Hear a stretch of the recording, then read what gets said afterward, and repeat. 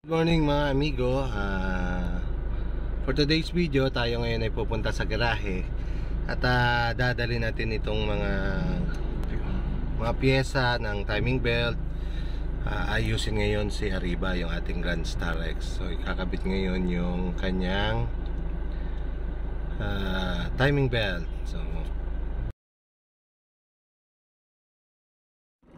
So mga amigo, dito tayo sa garahe. As usual, tulog pa rin sila. So inantay na lang natin yung ating mekaniko. Yan, ayun na si Arriba. Gagawin natin ngayon yan para magamit na natin ng malayuan. So magandang umaga sa ulit sa inyong lahat. Stay tuned sa ating YouTube channel. At huwag kalimutan na mag-subscribe. I-hit ang bell button para lagi kayong updated sa mga video na i-upload natin. And click the like. Okay. Maraming salamat mga amigo. Stay tuned. So ito na mga amigo. Tingnan yung ating kasama rito, si Clay. So ito na. I-atras lang natin ng konti para i-ready natin para pagdating ng mechanic. Tapos Clay, pakihiram yung susi nitong expander, ilalabas natin para maluwag. So mga amigo, ito na, dumating na yung aking magaling at pinagkakatiwala ang mekaniko. So ito yan, papalit tayo ng timing belt, tsaka yung mga complete set na, kasi nga yan every time na paanda rin siya pagkapatay. Ayan na. Ito tayo. Sisimulan na.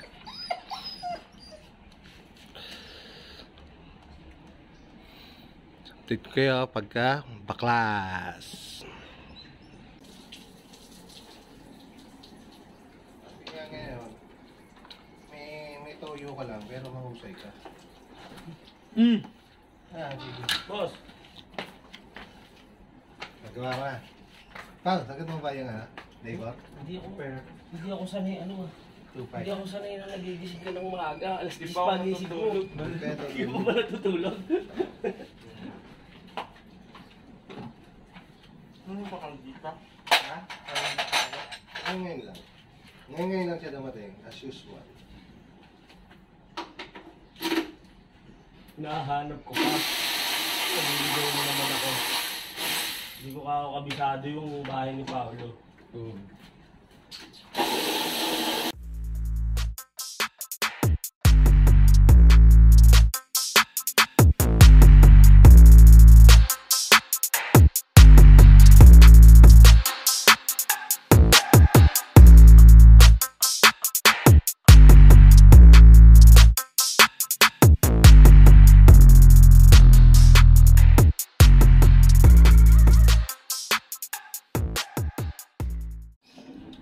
So ito amigo, yung dalawa naming alaga rito. Ayan. Mga chismoso at chismosa. Tinitingnan nila yung paggawa. Ayan. So yan na, binabaklas na. Hindi ko lang alam kung ilang tornilyo na naman nasosobra. Pero trusted ko pa rin yan.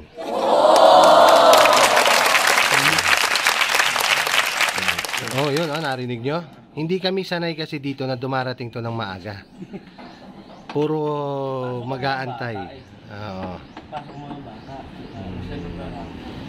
Ngayon, nadagdagan na naman yung kanyang dahilan. Dati niya na napuyat. Ngayon, naghahatid na siya ngayon. Oh, no! Bili mo, siningil ako ngayon. Dati hindi ako sinisingil, pero pag kumukuha ng sapatos sa akin, mga Kobe 8, mga Asita Ulaba na wala, naising konduling, pahiram boss. Di pinapahiram ko, wala nang saulian yun. Yung Asita Ulaba, 2 beses ko lang nasuot yun. Patay! Ngayon sinisingil na ako, pero okay lang. May araw ka rin. Buset!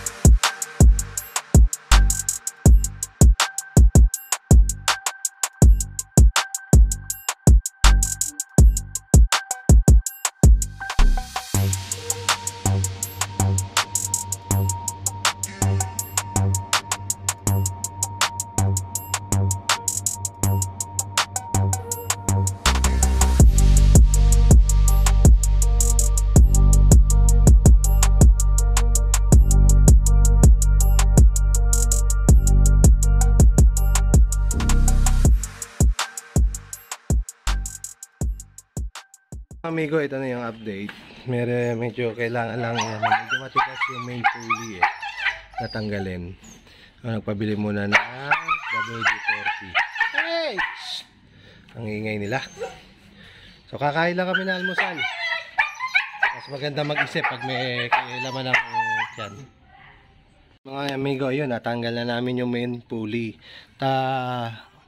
Reminder lang, pag kayo, ito ang mekaniko na tinawag nyo, umanda kayo, gagawa kayo. Ako nagpapagawa pero kumikilos. So, ito yung kamay ko, nagugas lang ako kamay. Yan, ito yung pinaghirapan namin tanggalin. Yan, yung main pulley. So, yan yung makina ng aking si Arriba. So, yan mga amigo. Yan na lang ang kanyang kasi itong mekaniko ko na to.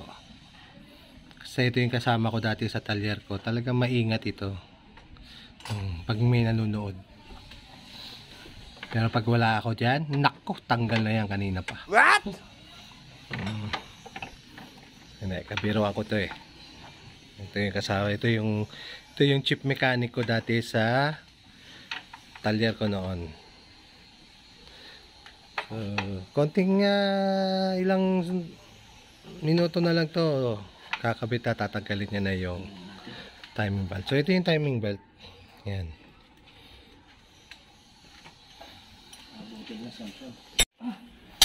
Yan lang yung tanggalin. Ito lang, oh. Para matanggal yan, kailangan tanggalin mo yung aircon, tsaka yung pinaka-bracket ng aircon. Yan lang matanggal. Tapos na ito. Nakabit na lahat yan.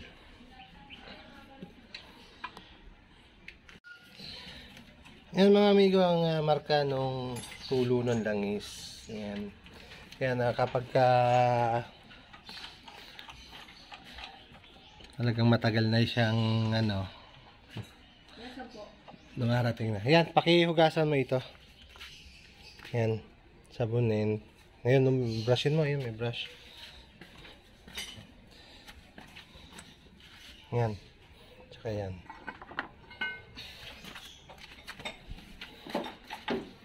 So ito na, tatanggalin na yung kanyang timing belt.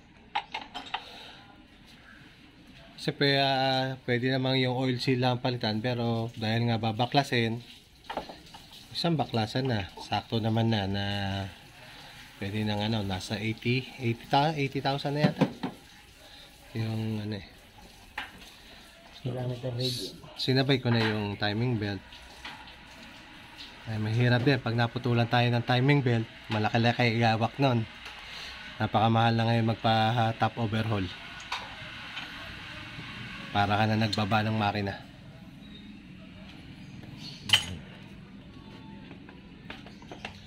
So mga amigo, mahalaga itong timing belt na laging nasa kondisyon kasi para iwas putol. So yun na yung mga gamit niyan.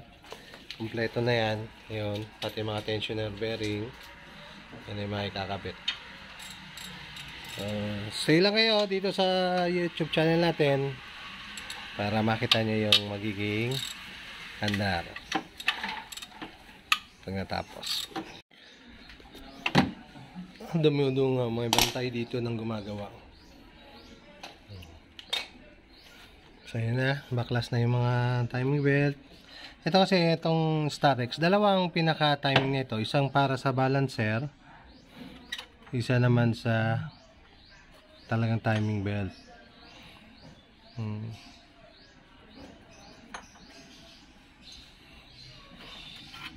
Tinamaan mo yung aking butas naman. Gasan muna natin gasolina. yung Linis. Hindi tata eh.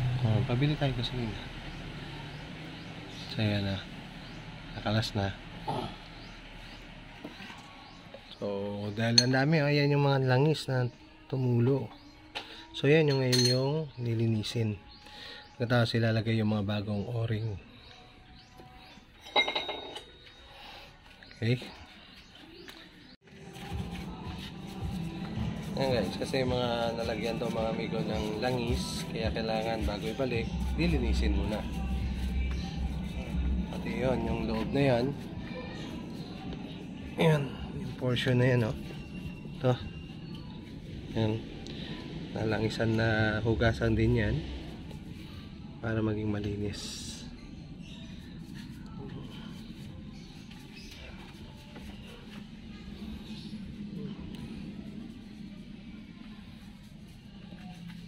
Nasa 80,000 ng odometer na nung siya ay palitan ng para ngayon mga nasa 80,000 na yung nadagdag doon sa dating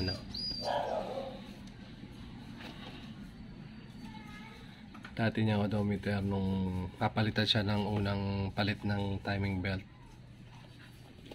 Mga amigo, ito na. Okay. Timing belt na kinakabit, yung mga tensioner bearing na. So nakikabit na yung balancer, ayun sa baba, yung balancer belt. So ito na yung timing belt naman. Ito na yung magpapasakit ng ulo. Yung tensioner na yan, napakalaki ng spring yan.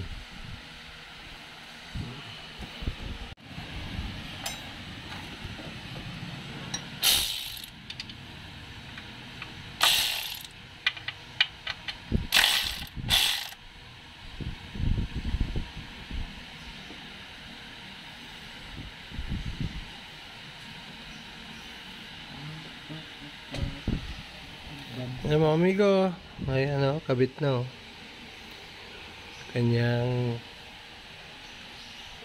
timing belt. So tatakmin na lang, tatakpan na lang ito, tapos yun na, kakabit na ulit, then paandarin na natin na lang, nakakabit na yung aircon. So ito na lang, yung mga fan belt na lang ang kakabit niyan, then fire up na siya. Titingnan ko, may tagas pa, pero nakakasiguro yan, wala nang tagasan lang siyan. Maglalagay lang ulit ng tubig.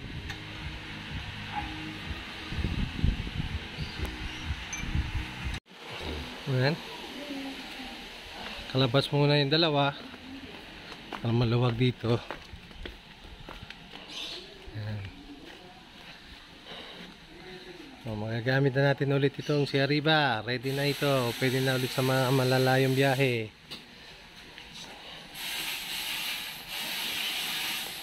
So, nakita nito guys, yung mga amigo, itong gulong na yan. Yan ang ikakabit natin. Ganyan din yung pakakabit natin dito kay Tuktok. Para naka all terrain. Para ready na talaga sa camping, kahit na hindi, kahit off-road yung ating pupuntahan, pwede na, naka all terrain. Ayan, doon. Yan din yung pakakabit natin sa gulong ni Tuktok.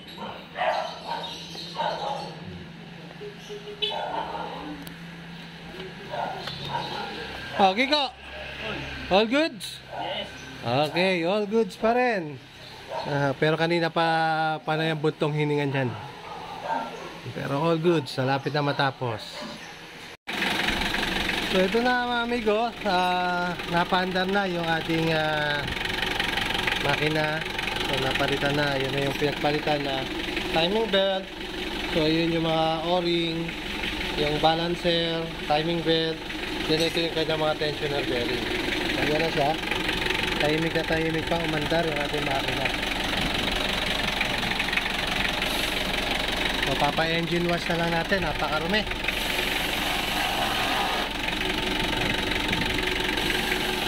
Papa-engine wash. So, ito mga amigo, nakita ninyo na okay na si Arriba. Napalitan natin ng timing belt. So, ready na siya sa ating mga biyahe. Next project, yung ating kama sa likod. So, ito, gagawin na natin ito. So, i-remove na natin itong backseat natin. So, maglalagay tayo dito ng upuan, convertible to kama. Then, dito, maglalagay tayo ng parang mga table natin. Then, lalagyan din natin siya ng parang kama niya rito. So, abangan nyo po yan. papakita namin sa inyo kung paano namin gagawin yung project na yan. So mga amigo, maraming salamat sa pagsubaybay ninyo and see you on my next video.